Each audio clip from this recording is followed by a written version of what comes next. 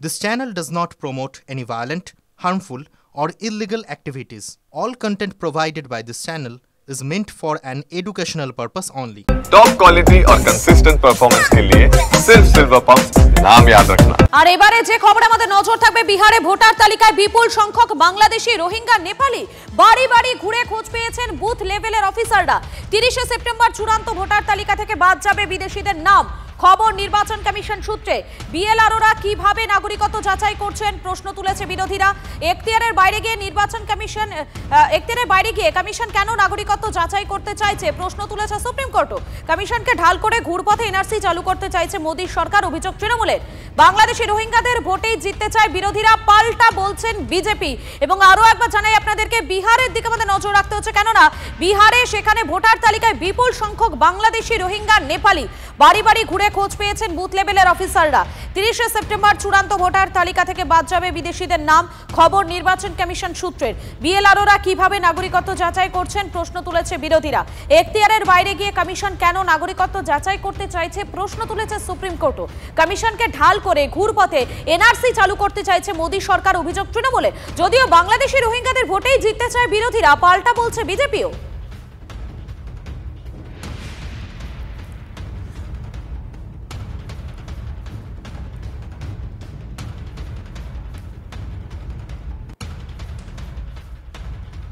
আরো একবার জানাই আপনাদেরকে, বিহারের দিকে আমাদের নজর রাখতে। বিহারে ভোটার তালিকায় বিপুল সংখ্যক বাংলাদেশি, রোহিঙ্গা, নেপালি বাড়ি বাড়ি ঘুরে খোঁজ পেয়েছেন বুথ লেভেলের অফিসাররা। 30শে সেপ্টেম্বর চূড়ান্ত ভোটার তালিকা থেকে বাদ যাবে বাংলাদেশিদের নাম। খবর নির্বাচন কমিশন সূত্রের। বিএলআরওরা কিভাবে নাগরিকত্ব যাচাই করছেন প্রশ্ন তুলেছে বিরোধীরা। এখতিয়ারের বাইরে গিয়ে কমিশন কেন নাগরিকত্ব বিচার করতে চাইছে প্রশ্ন তুলেছে সুপ্রিম কোর্ট।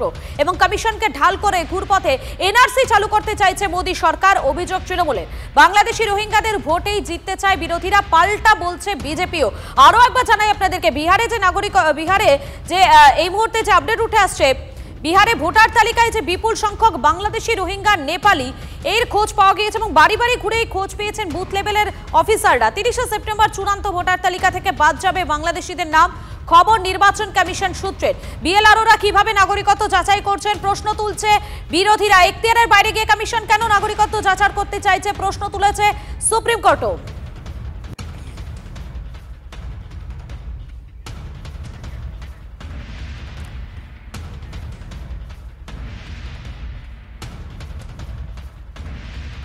জয়প্রকাশ মজুমদার, তৃণমূল নেতা, এই মুহূর্তে আমাদের সঙ্গে টেলিফোন লাইনে রয়েছেন। আপনাকে স্বাগত টিভি9 বাংলায়। দেখুন, বিহারে সেখানে দেখা যাচ্ছে যে ভোটার তালিকায় বিপুল সংখ্যক বাংলাদেশি, রোহিঙ্গা, নেপালিরা রয়েছেন, বাড়ি বাড়ি ঘুরে খোঁজ পেয়েছেন বুথ লেভেলের অফিসাররা।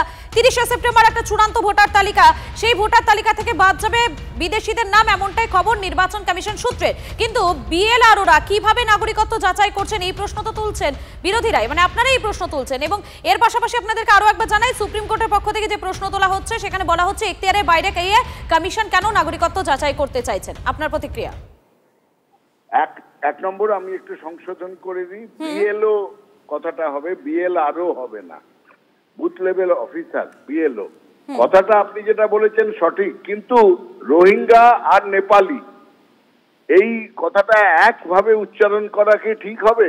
নেপালের সঙ্গে ভারতের হচ্ছে ওপেন বর্ডার, এবং তাদের সঙ্গে যে চুক্তি আছে নেপালের সঙ্গে ভারতের, সেখানে যে কোনো নেপালি কোনো বৈধ কাগজপত্র, ভিসা ছাড়াই আসতে পারেন ভারতে, এবং ভারতেরও যে কেউ নেপালে যেতে পারে বর্ডার ক্রস করে। এটা তো ভারত নেপাল চুক্তিতেই আছে। সুতরাং তারা এখানে ভোটার হলে তাদেরকে কোথাকার ভোটার দেখে নিশ্চয়ই ঠিক করা উচিত। এতদিন কি ঘুমোচ্ছিলেন ভারত সরকার? দ্বিতীয়, রোহিঙ্গাদের কথা যখন আসছে, রোহিঙ্গারা এখানকার নয়, রোহিঙ্গারা হচ্ছে বাংলাদেশ এবং মিয়ানমারের বর্ডারে তাদের বসবাস, অনেক দূরে বাংলাদেশের পাশে। তারা ভারতবর্ষে আসলো কি করে? তখন অমিত শাহ কি ঘুমোচ্ছিলেন? বর্ডার পেরিয়ে আজকে বাসা করে আজকে বলছে এই বাবা অনেক রোহিঙ্গা ঢুকে গেছে। তার মানে ঢুকেছে তারা তো সীমান্ত অতিক্রম করে, সীমান্ত পাহারা দেয় অমিত শাহ দপ্তর, বর্ডার সিকিউরিটি ফোর্স। তারা নাকে তেল দিয়ে ঘুমোচ্ছিলেন, নাকি কোনো অসৎ উদ্দেশ্যে এদের ঢুকতে দেওয়া হয়েছে রাজনৈতিক ন্যারেটিভ তৈরি করার জন্য? বিজেপিকেই এর জবাব দিতে হবে। আর ইলেকশন কমিশনকে দেখতে হবে একজন বহিরাগতকে বাদ দিতে গিয়ে ভারতবর্ষের অরিজিনাল লোকজন যারা ভোট দিয়ে আসছে পুরুষের পর পুরুষ তাদের নাম যেন বাদ না যায় ওই যে ডকুমেন্টের আছিলায়, এটাও দেখতে হবে নির্বাচন কমিশনকে। একেবারেই ধন্যবাদ জয়প্রকাশ বাবু। জগন্নাথ চট্টোপাধ্যায় এই মুহূর্তে আমাদের সঙ্গে টেলিফোন লাইনে রয়েছেন, বিজেপি নেতা। আপনাকে স্বাগত টিভি 9 বাংলায়। আপনারা শুনলেন যে বিরোধীদের পক্ষ থেকে ঠিক কি বলা হচ্ছে। বিরোধীদের পক্ষ থেকে মূলত যে অভিযোগটা করা হচ্ছে যে নির্বাচন কমিশনকে ঢাল করে ঘুরপথে এনআরসি নাকি চালু করতে চাইছে মোদী সরকার, অন্তত এমনটাই অভিযোগ বিরোধীদের। কি বলবেন? দেখুন, ভারতবর্ষে এই নিয়ে 17 বার ইন্টেন্সিভ সামারি রিভিশন হচ্ছে, 17 বার। এর আগে দেশে 2002-03 সালে এই ধরনের ঘটনা ঘটেছিল। সেই সময় পশ্চিমবঙ্গে 60 লক্ষ নাগরিকের নাম বাদ গেছিল। এই 60 লক্ষ নাগরিকের মধ্যে কয়েক লক্ষ বাংলাদেশিও ছিলেন।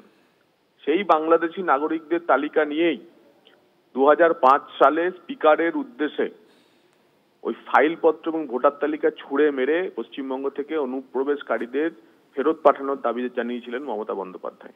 হঠাৎ তার আজ কি হলো? এই তো উনি ফেব্রুয়ারি মাসেই নেতাজি ইন্ডোর স্টেডিয়াম থেকে বললেন যে কোনো মূল্যে এখানে নাকি ভিন রাজ্যের যে ভোটাররা আছে তাদেরকে বাদ দিয়ে ভোটার তালিকা স্বচ্ছ করতে হবে। সেই কাজ, তারই তোলা দাবি মেনে নির্বাচন কমিশন যখন ভোটার তালিকা সংশোধনের দিকে গেল তখন তাতে আপত্তি কোথায়? দুধেল গায়েরা বাদ পড়ে যাবে তাই? আজকে হিন্দু দক্ষিণের কাগজ তাদের হেডলাইন যে কিভাবে বিহারের ভোটার তালিকায় বাংলাদেশি, মিয়ানমারিজ মানে রোহিঙ্গা এবং নেপালের মানুষের নাম ঢুকে রয়েছে। একেবারে এই নামগুলো কি করে আসলো সেটাই এখন এই মুহূর্তে প্রশ্ন। ধন্যবাদ আপনাকে। দেশ জুড়ে ভোটার তালিকায় সমীক্ষায় তোড়জোড় নির্বাচন কমিশনের। অগস্ট মাস থেকেই বিশেষ সমীক্ষার কাজ শুরুর ভাবনা। খবর কমিশন সূত্রে বিভিন্ন রাজ্যে কমিশনে কর্মীদের সক্রিয় করা হয়েছে। বিহারে ইতিমধ্যে বিশেষ সমীক্ষার কাজ শুরু করেছে কমিশন। এই সমীক্ষা নিয়ে ইতিমধ্যে সুপ্রিম কোর্টে মামলা হয়েছে। 28 জুলাই মামলার পরবর্তী শুনানি রয়েছে। সুপ্রিম কোর্টে মামলার দিকে তাকিয়ে এবারে কমিশন। অসমে এনআরসি তালিকায় নাম না ওঠায় এবারে বাংলার তৃণমূল সরকারকে কাঠগড়ায় তুললেন আরতি ঘোষ। বাবার সরকারি চাকরির শংসাপত্র না মেলায় অসমে এনআরসি তালিকায় নাম তোলা যায়নি। বিস্ফোরক অভিযোগ তুফানগঞ্জের আরতি ঘোষের। অসমের বরপেটায় বিয়ে হয় তার, ফলে অসমে এনআরসি তালিকায় নাম তোলার জন্য আবেদন করেন আরতি। যেহেতু তার বাবা পশ্চিমবঙ্গ সরকারের কর্মী ছিলেন তাই নিয়ম অনুযায়ী তার বাবার সরকারি চাকরির শংসাপত্র দরকার ছিল আরতি। 2019 সালে বারবার তুফানগঞ্জের এসডিও এবং বিডিওর দ্বারস্থ হয়েও শংসাপত্র হাতে পাননি বলে অভিযোগ। শংসাপত্র না পাওয়ায় তার নাম এনআরসি তালিকাভুক্ত হয়নি বলে বিস্ফোরক অভিযোগ আরতি ঘোষের। সার্টিফিকেট, আমার বাবার 66 সনের ভোটার লিস্ট, আমার বাবা যে চাকরি করতেন সেটার অ্যাপয়েন্টমেন্ট লেটার সবই দেওয়া হয়েছে। কিন্তু ওনারা বলেছিল যে সত্যতা দিতে হবে, চাকরি যে উনি করে ওনার সেই সত্যতাটা লাগবে যে উনি হ্যাঁ চাকরি করতেছে। কিন্তু আমি সেই সময় সেটা পাইনি। এসডি অফিসে ওনার কাছে গেছি, দেয়নি, উনি লিখিত দিতে চাননি, না অ্যাকসেপ্ট করেনি। তো সেটা বাবা কত 2019। কতদিন ধরে এখানে আছেন বাংলায়? আমি তো 19 সাল থেকে এখানেই আছেন, তারপর থেকে?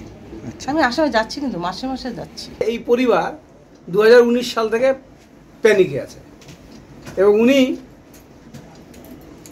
পশ্চিমবাংলায়, যেহেতু উনি বাঙালি, বাংলার নাগরিক, উনি বাংলায় সেফ, তাই বাংলায় উনি আছেন।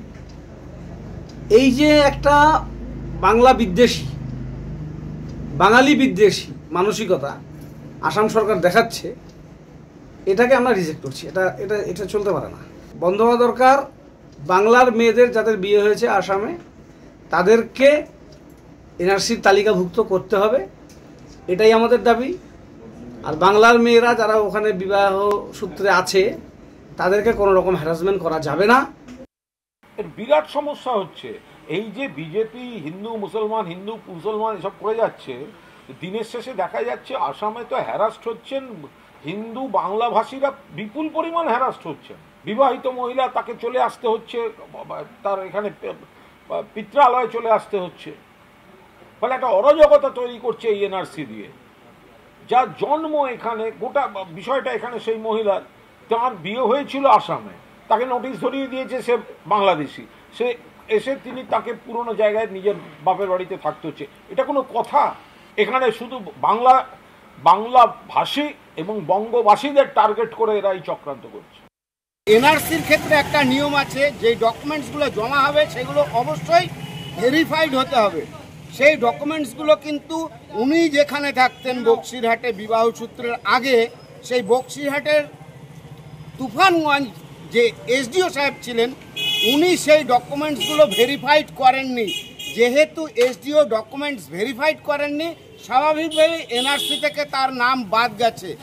এই তৃণমূল কংগ্রেস এখন এটাকে নিয়ে রাজনীতি করছে এবং বলছে যে বাঙালি বিদ্বেষী বিজেপি, সম্পূর্ণ এদের মহাকাশ থেকে এবারে ঘরে ফেরার গান। গগন জয় করে ফিরতে চলেছেন শুভাংশু শুক্লা। আজ বিকেল 4:35 স্পেস স্টেশন থেকে রওনা। একই সঙ্গে ফিরছেন অ্যাক্সিওম 4 মিশনের 4 মহাকাশচারী। পৃথিবীর বুকে শুভাংশুদের মহাকাশ যান নামবে কাল বিকেল 3টায় ক্যালিফোর্নিয়ার কাছে স্প্ল্যাশডাউন। ক্যালিফোর্নিয়ার কাছে প্রশান্ত মহাসাগরে নামবে ড্রাগন ক্যাপসুল। এরপর 7 দিন ধরে চলবে পৃথিবীতে খাপ খাইয়ে নেওয়ার পর্ব। তারপরেই দেশে ফিরবেন দ্বিতীয় ভারতীয় মহাকাশচারী।